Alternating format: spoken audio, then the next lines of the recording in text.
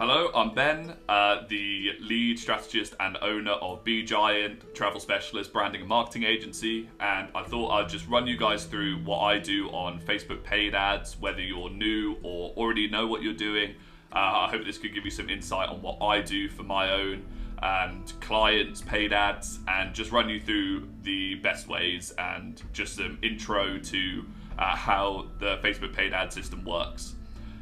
So after you've set up your ads manager and all of that stuff, I won't go into it here because there's loads of videos on it, but you should be greeted with this page. This is just your campaign. This is where everything's going to go through, and this is basically where you're going to spend most of your time in the ads manager. But let's get straight into creating an ad, and you're going to start with clicking this green create button. So once you hit the button, you'll be introduced with a bunch of different campaigns that you could use for your ads. For most of you, especially if you're travel and tourism, doing tours, cruises, hotels, bookings, you're going to want leads and sales. Basically, the way all of this stuff works is Facebook's machine learning takes kind of everybody on Facebook who has an account, and they sum them into one of these six options. So leads and sales are the people who have already purchased on Facebook, who have already engaged in an inquiry. And so when you click on one of these, you get the best results if you're trying to sell. Some of the other ones, we've got awareness. Awareness is great, especially for me because I also build brands and help with marketing campaigns. So if you're new, if your business has just opened up or you've just started on Facebook or Instagram, awareness is great because it just gets your name out there. It basically just shows it to as many people as possible. It gets you loads and loads of reach, and also some followers and likes on Instagram/Facebook. So if you're trying to get more awareness on your actual business, awareness is great, but it won't get you any sales. Traffic and engagement are interesting because a lot of people think that traffic will get you sales because you're just pushing loads and loads of traffic through whatever you're trying to sell. So why aren't they buying? But traffic and engagement, as I said, the machine learning just sees the people who click on links and click on engagements and just thinks that they are people who will buy from you. But the truth is that these people are very low value customers because they're just clicking on stuff. Like anybody that likes an ad on Facebook goes into the engagement category. So you'll get a lot of impressions on your Facebook page or Instagram, but it won't actually convert to any sales because it's just getting people to like your post or comment or click on the link without doing anything else. So they're good if you want to get more likes and followers, but they're not good if you actually want to make sales, which is what I think that Facebook ads are best for. And if you're trying to get a lot of engagement through paid ads, it usually comes down to you just not having good organic posts to begin with, because the Facebook algorithm on the organic side is as good as the paid ad side. And obviously it does take a bit longer, but if you have good content, it should come naturally. So leads and sales are probably the ones that you want to focus on. Leads are more for if you have tours that you want people to book onto, and sales are more immediate buys. So if you want people to purchase a holiday or a cruise, you'll probably go sales. If you want people to go on your tours or you want people to show up to your events, leads is probably the way. But for example's sake, let's just say we're a Moroccan tour company, right? And we want people to buy our tour. So we'll do a sales campaign.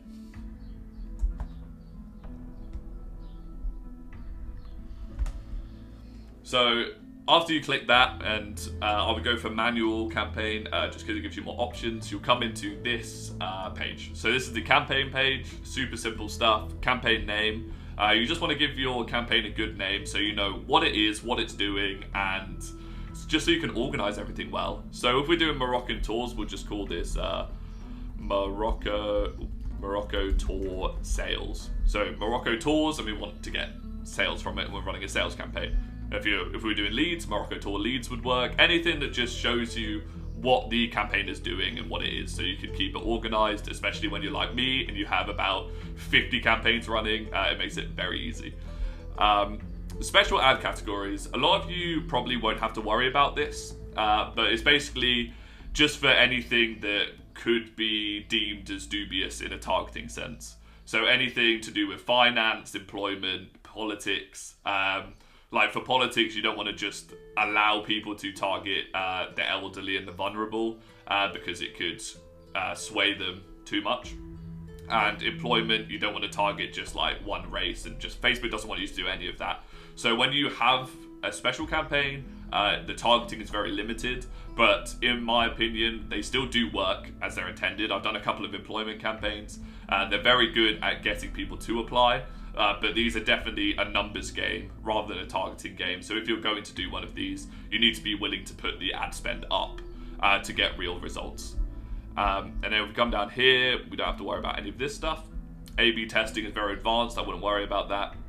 Catalog ads, don't need to worry about that at all. And then at the bottom here, we've got advanced campaign budget. So basically what this does, a lot of people turn this on and just expect it to work.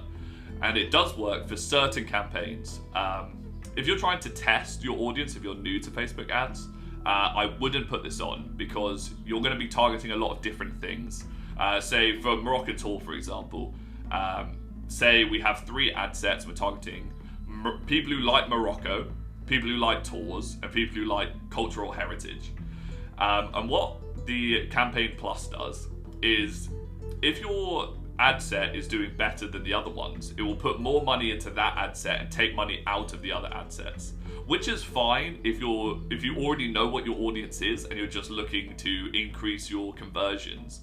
But if you're testing and you have no idea what your audience is, what it does, if you're trying to test for those 3 and say cultural heritage is doing really well, you won't test the other 2 because it would just start pumping more money into the cultural heritage. So if you want to test your ad sets properly, I would put the budget in the ad set section instead of this. So I wouldn't worry about putting that on right now, but that is definitely something to consider if you're looking for better results down the line once you have an audience and you know what you're doing. So after that, we can just click next, and then we come into the ad set. So this is basically targeting and where you want your leads to go. So ad set name is fine. Just what I'd usually do is change the ad set name to whatever you're targeting, just so you know which ad set's doing what. But we can change that after we put the targeting in. Coming down here, we got the conversions. So this is basically where you want people to go once they click on your link. A lot of people use website, messaging apps, and calls. Those are basically the big 3, what you want. If you've got a really good landing page on your website and you want people to go to your website, definitely do that one. I think messaging apps is probably second. It will basically just send all of the customers through to either Facebook Messenger, Instagram, or WhatsApp, depending on where you set it. This is great if you want to talk to people and evaluate the customers before they book or give them more information. That's a good way to do it. And then calls, you just put a phone number in and then people will call that number, and you'll get calls that way for bookings. So if you have a big team or you're in the office quite a lot and you can take the calls, that's probably a good one to use as well. I don't think a lot of people in travel and tourism will use apps as much, unless you've got a travel app. That's probably good. I've never used it personally, but I can imagine it's just the same as website, where you get people to go into your app, convert, and then use that data to make your ad sets better. So if you're doing website, one thing that it will make sure you have is Pixel. And basically what the Pixel does is you put it on your website, and then when customers come through and click either buy now or whatever kind of results you're trying to get, it will take the data from those people and put it back into the ad set, so it will show it to more people like the customers who clicked buy. This is really good because then you just get better and better results as it goes along. And when you have a lot of data going through it, when you're doing £1,000 ad campaigns, the Pixel really shines because you're getting so much data through. But for a lot of you, you might not have a website, or your website might not have a purchasing option.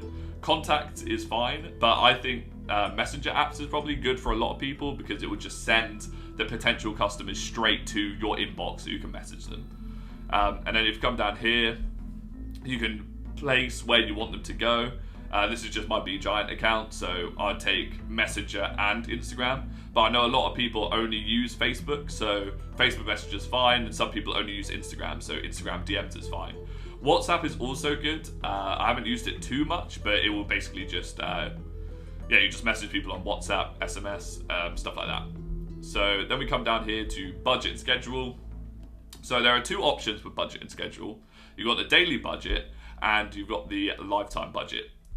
Daily budget is good if you're trying to test ad sets and get your audience up and want to scale your ads. So if you're doing longer term ads for like a year, stuff like that, daily budget is great because if the ads are doing well, you can increase the ad spend, and if the ads are doing bad, you can decrease the ad spend. The only problem that beginners find with daily budget is if you're not really focused on your Facebook ads, sometimes people can forget to set an end date or turn off the daily budget and then get slapped with like a £700 bill from Facebook at the end of the month. They're like, how'd that happen? So just be careful when you have daily budget, especially if you're just having it ongoing, because the ad spend can get out of hand if you are not watching it carefully. Then the other one is lifetime budget. Lifetime budget gives you a set end date. So it's good if you're just trying to test out Facebook ads, you're not very familiar with it, and you just want to see what it does, because you set the price that you want for the whole duration. So £350 over a month, so that's like £10 a day. And then after the end date, it will stop running, and you don't have to worry about it spending any more money. You put in how much you want to spend, set an end date, and then it will stop. So this is good if you're just trying to get a feel for it, get a certain amount of people in a certain date. Say you've got a holiday and the deal's going for 20 days. You can put the lifetime budget for 20 days and then put in your budget, and it will stop after the deal ends. So it's really good for kind of flash sales, stuff like that. And definitely for, if you're new, I'd recommend lifetime budget just so it gives you that safety net. And then obviously with the budget, the more you spend, obviously the better results you'll get. I think if you're starting out and you don't want to spend a lot, I think the lifetime budget £30 to £50 range is fine if you're doing a week, 10 days, something like that. And daily budget £5 a day is fine, but obviously if the ad starts doing well, you can increase it. And with lifetime budget, you can also change the duration and set a new end date. But if you're doing that, you might as well just be on daily budget. And yeah, that's basically how it works. So then we come down here to audience controls. So this is basically where you want your ads to be shown geographically. So United Kingdom, America, all of those countries are fine for Facebook because the restrictions are less. But if you're doing Europe and stuff like that with GDPR and all of that,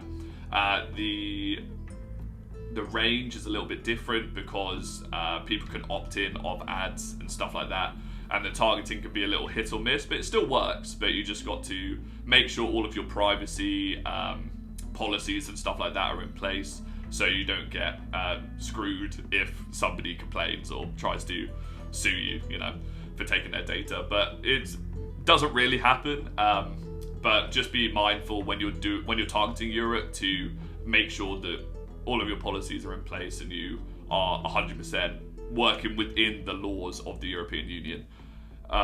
Advanced targeting, this is basically the people you actually want to target.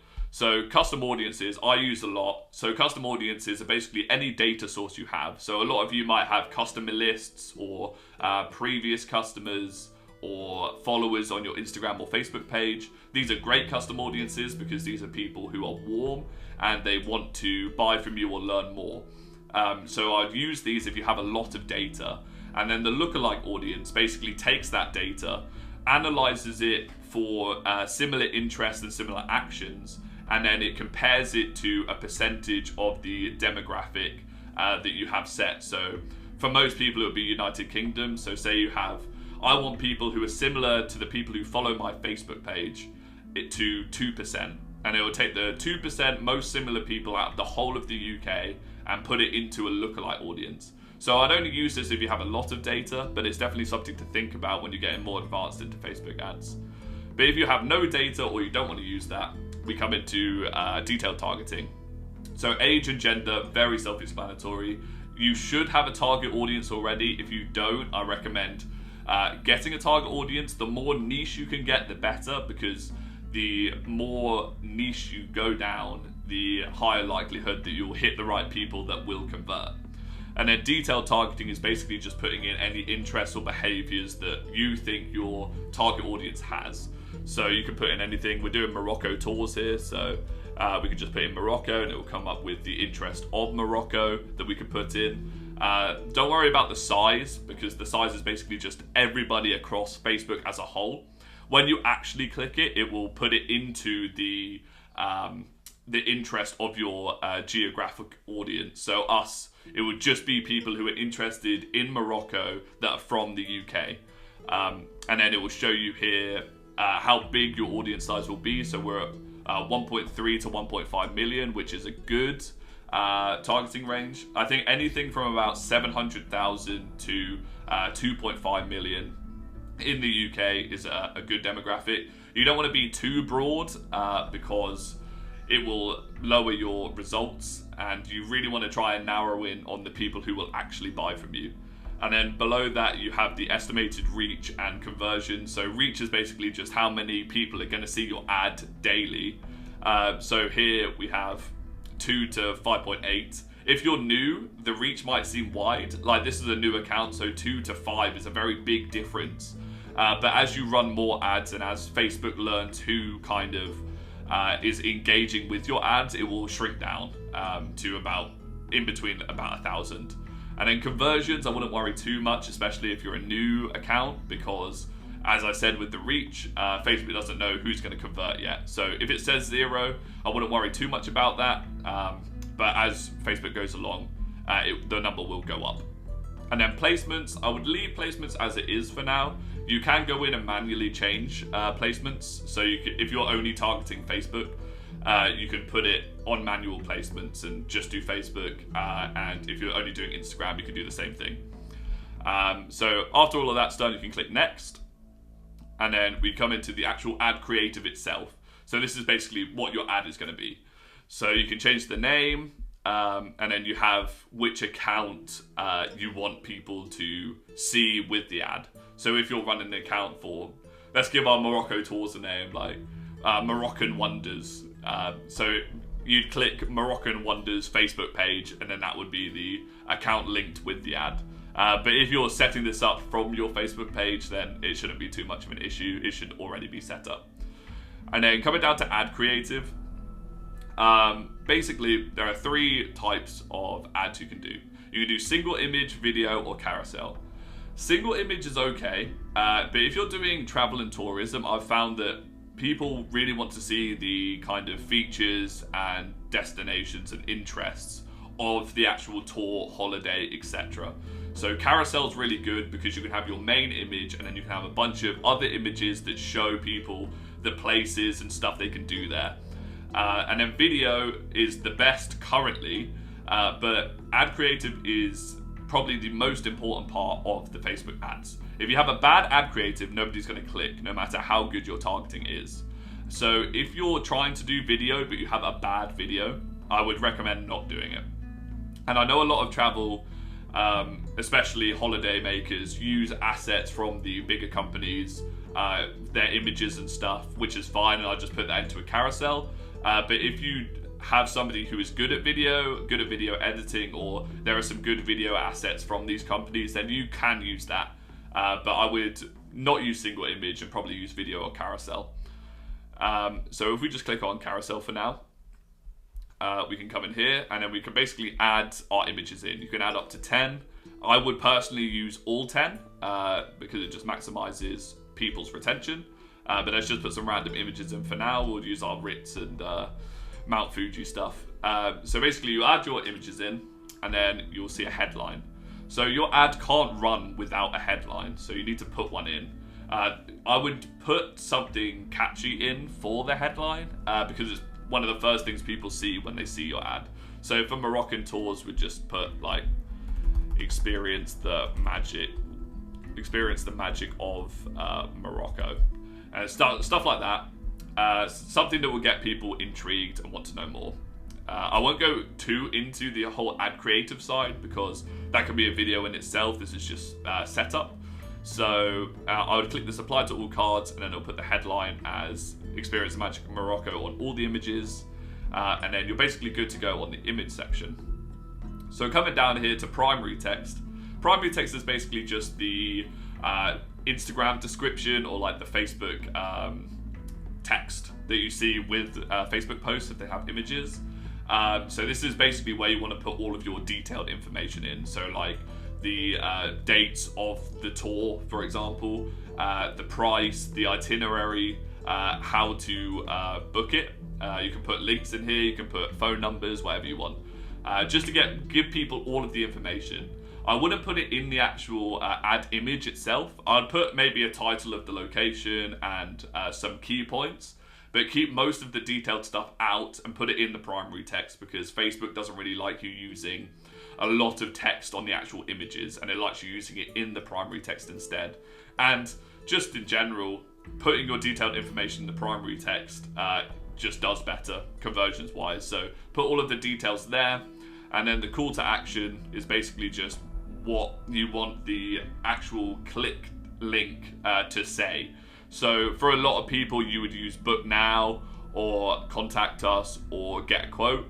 I use book now a lot, but I know a lot of people use get a quote. But just put whatever works for what you're trying to sell. And then all of this other stuff is fine. From messaging, for example, you can create a message. It's basically just like automated responses if you've done that. Very easy stuff. Makes a lot of sense when you're doing it. And then you're done. And then that's basically the rundown of how everything works for Facebook ads. I hope this has helped. If you want more information or you want to work with me on your Facebook ads, then please send me a message.